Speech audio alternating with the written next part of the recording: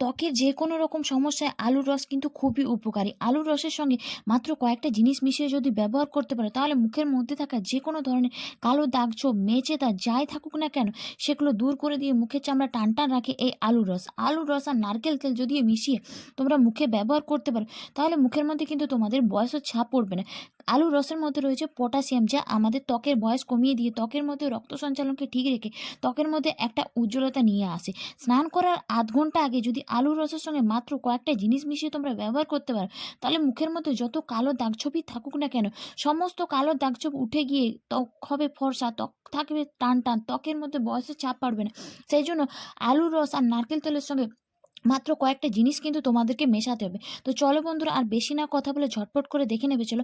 আজকে আমি আলুর রসকে ত্বকের যত্নে, ত্বকে মেচে তার দাগ তুলতে, কালো দাগছোপ তুলতে কিভাবে ব্যবহার করছি। সেই জন্য তোমাদেরকে একটা বড় সাইজের একটা আলু নিতে হবে। সেই আলুটাকে খুব ভালোভাবে পরিষ্কার করে নেবে। তারপর আমি এখানে একটা গ্রেটারের সাহায্যে আলুটাকে খুব ভালোভাবে গ্রেট করে নিচ্ছি, কারণ এখানে আলুটাকে গ্রেট করে নিয়ে আলুটার থেকে যে রসটা দরকার সেটাকেই আমাদেরকে ত্বকের জন্য ব্যবহার করতে হবে। তো সেই জন্য আমি আলুটাকে খুব ভালোভাবে গ্রেট করে নিচ্ছি। তোমরা চাইলে মিক্সারের সাহায্যে আলুটাকে খুব ভালোভাবে পেস্ট করে নিয়ে সেটার থেকেও রস বার করে নিতে হবে। তো আমি এখানে আলুটাকে খুব ভালোভাবে গ্রেট করে নিয়েছি।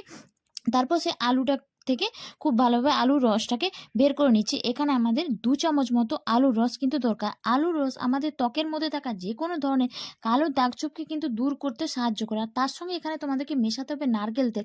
নারকেল তেল কিন্তু আমাদের চামড়াকে, ত্বকের চামড়াকে টান টান রাখতে সাহায্য করে। যাদের মুখের মধ্যে রিঙ্কেলস চলে এসছে, ভাঁজ চলে এসছে, তারা কিন্তু এই আলুর রসের সঙ্গে যদি নারকেল তেল মিশিয়ে ব্যবহার করতে পারো, তাহলে মুখের মধ্যে থাকা সমস্ত ভাঁজ কিন্তু খুব সহজে দূর হয়ে গিয়ে মুখের চামড়া থাকবে টান টান।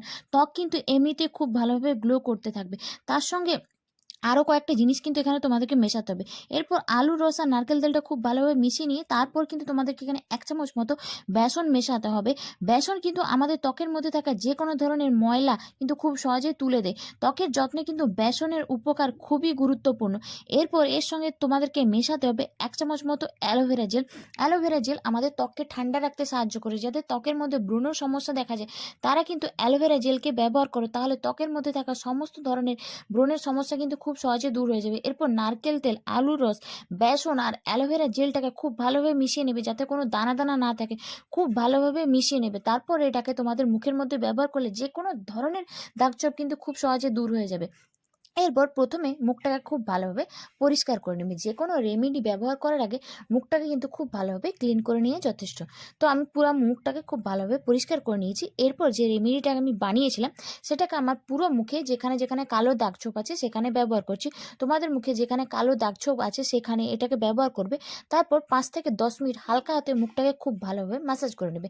ম্যাসাজ করার পর মুখের যে রক্ত সঞ্চালন হয় সেটা খুব ভালো হয়, আর তার ফলে কিন্তু ত্বকের মধ্যে একটা ন্যাচারাল গ্লো থাকে।